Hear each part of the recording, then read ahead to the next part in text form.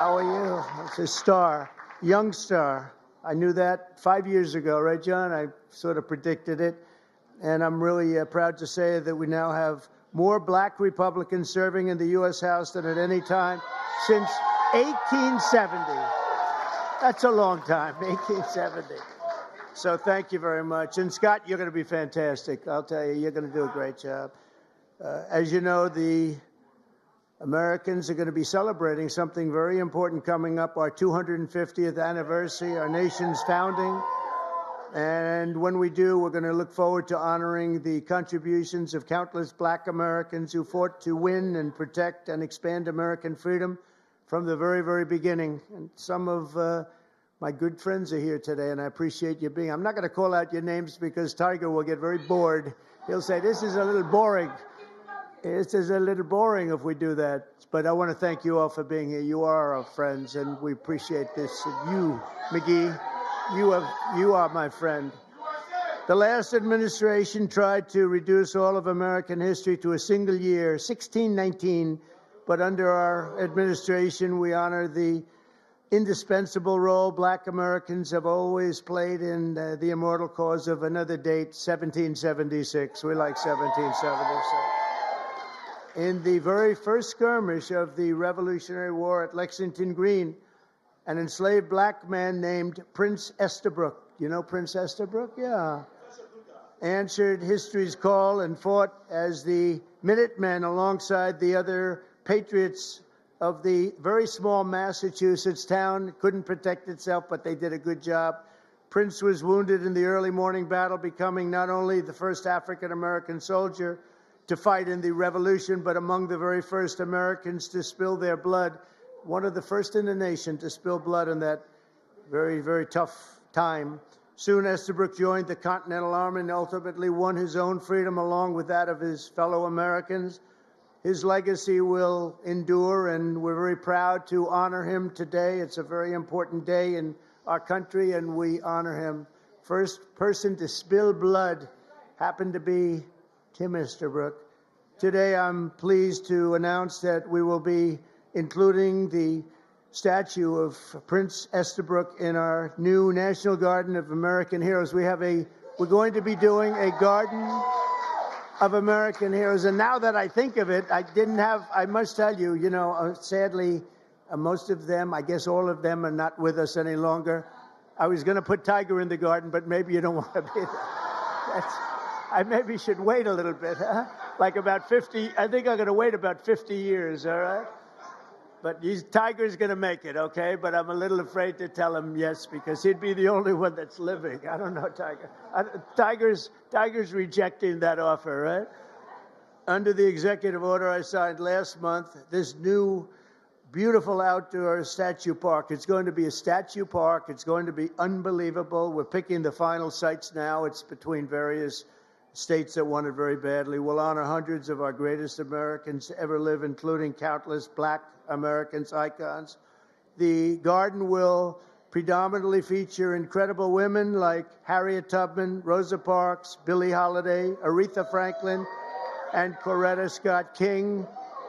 And I will showcase it will be something very extraordinary. It's going to be we're going to produce some of the most beautiful works of art in the form of a statue from men like Frederick Douglass, Booker T. Washington, Jackie Robinson, what a great athlete that was, Martin Luther King Jr., Muhammad Ali, he's not a bad athlete. What do you think, Muhammad?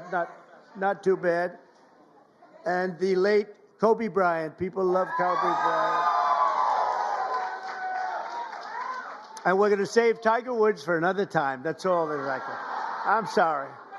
During Black History Month, we pay tribute to these heroes and to so many others, but not simply because they're black heroes, but also because they are truly American heroes who inspire all of us, very much so. The theme of this year's celebration is African Americans and labor, and we want to thank all of the black workers, construction workers, and every other worker. They do a job like nobody can do, and we want to just thank them very much for their contribution. Tim, the contribution you've made, Tim, is incredible. Opportunity zones, so many people So many. He's the father of Opportunity Zone. I'm just the son. He's the father because he came into the White House, the Oval Office, with this idea. And it's probably the #1 economic development project ever in our country.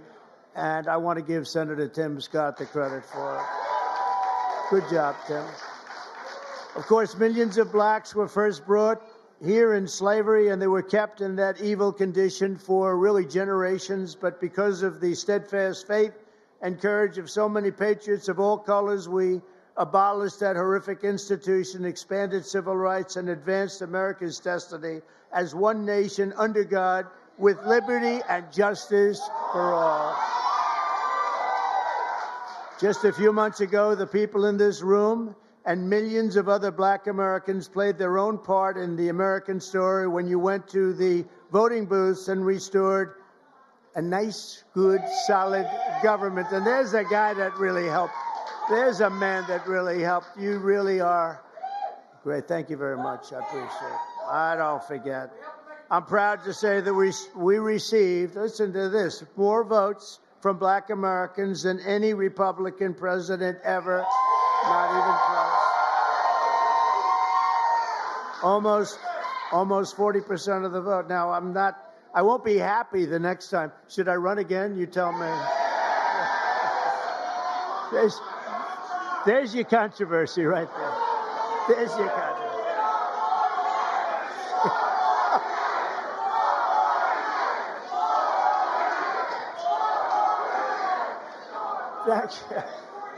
You'll be seeing that on you're going to see that tonight, Tim, on television. I want to thank just a few of the people who are with us today, and these are great friends of ours.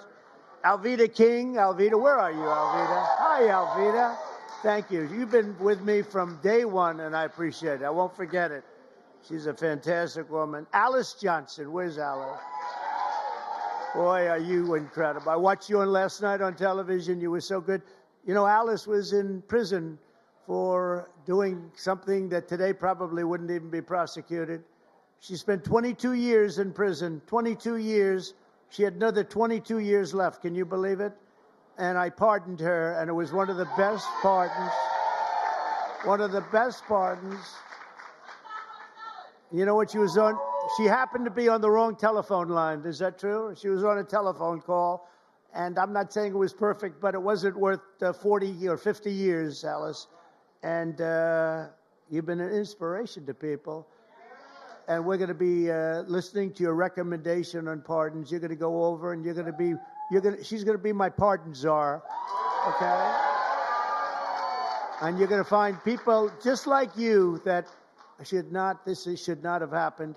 It should not have happened. So you're going to look and you're going to make recommendations, and I'll follow those recommendations, okay, for pardons, all right? Thank you very much.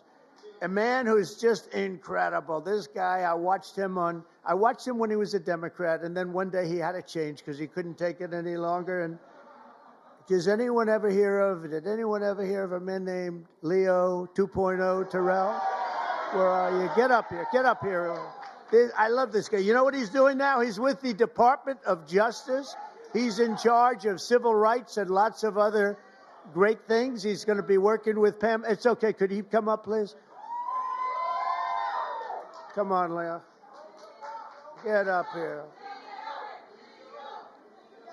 Leo 2.0. This guy is great. Hello, man. Thank you. You are the greatest. Thank you. I just want to say we are in the presence of the greatest president of all time. He is the greatest president in our lifetime. And I'll tell you right now, the Democratic Party should be worried because they took us for granted. No longer. We vote in our best interest. We want the same thing that every American wants. Good job. We want a secure border. We want to pay lower taxes, and Mr. President Donald Trump is doing that. Thank you, Mr. President.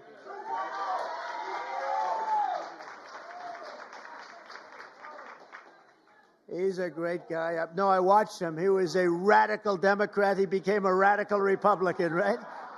He's great. He's in the Department of Justice. Think of it, doing very important work at the highest level. Also, Sage Steele. Sage, where are you? Hello, Sage. Great job you do. You're doing great. Thank you very much, Sage, for being here. Michael, Harry O. Harris. Michael. Hi, Michael. Thank you very much, Michael. Deontay Johnson. Deontay. Thank you, Deontay. Lynn Patton. She's worked for me for a long time. Lynn, she's worked for us for a long time. Bob Woodson. Where's Bob?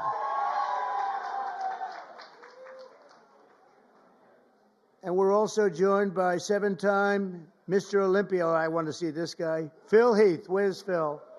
Phil Heath. I don't want to compare my muscles. Here he is. Thank you, Phil, very much. I appreciate it. Will you come up here for a second? Come on, get up. I got to say, come on, you. From day one, right? From day one, he's been here.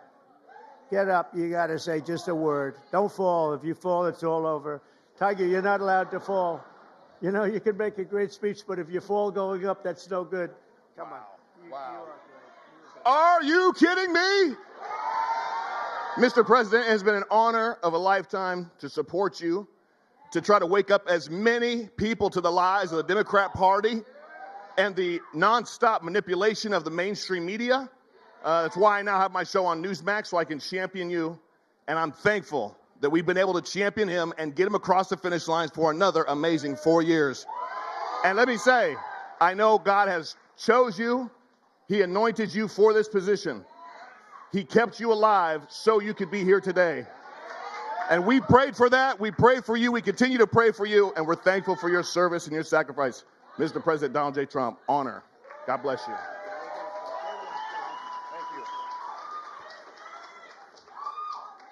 From day one.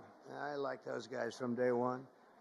Tiger's been there from day one, too. Let me tell you, this guy is amazing.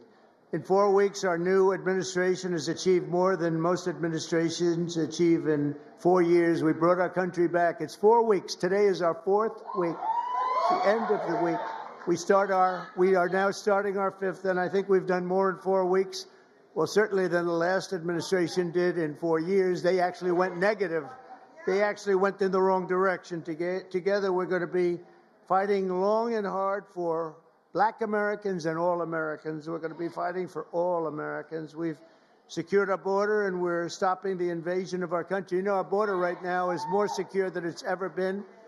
And we had the record. 4 years ago, we had the record. We had the lowest number in history, and now the numbers, Tim, are even lower than they were then. And we're honored. We're allowing people to come in from all over the world, from prisons and jails, mental institutions, insane asylums, gang members. They had drug dealers. They had everybody dropping in. And we had this ridiculous open border policy. They drop in. And I'll tell you, the people that were affected the most were Black people. You were affected the most in terms of the crime, in terms of the drugs and everything else. And we have the border shut down. We allow people to come in. We want people to come in, Tim, but we want them to come in legally. They're going to come through legally. So we're protecting American workers, including millions of Black workers. And we have a thing called reciprocal tariffs. If they charge us, we charge them. This is opening up. We just signed the bill, and we're going to take in billions and billions of dollars, and we're making our country very healthy again and very rich again. We want to be very rich again. We've been taken advantage by everybody, and you've been watching Doge, where we found billions, tens of billions of dollars of fraud and waste and abuse, and that's just the beginning.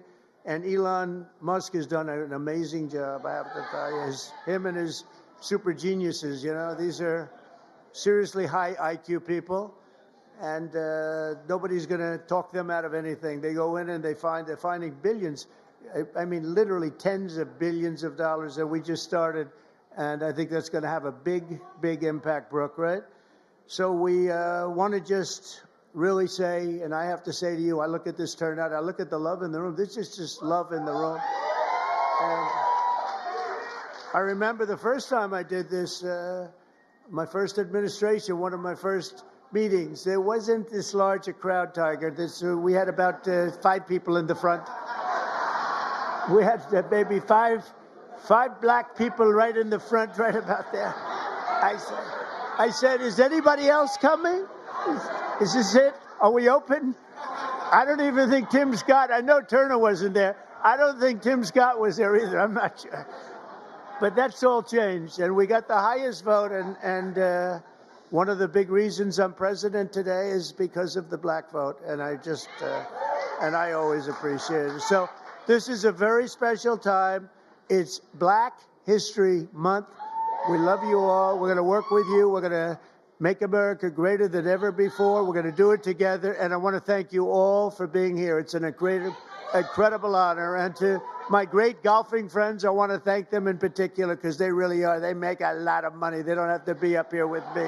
Tiger doesn't have to be here. Adam doesn't have to. They don't need this. But they love you and they love our country. Thank you all very much. Thank you. Thank you.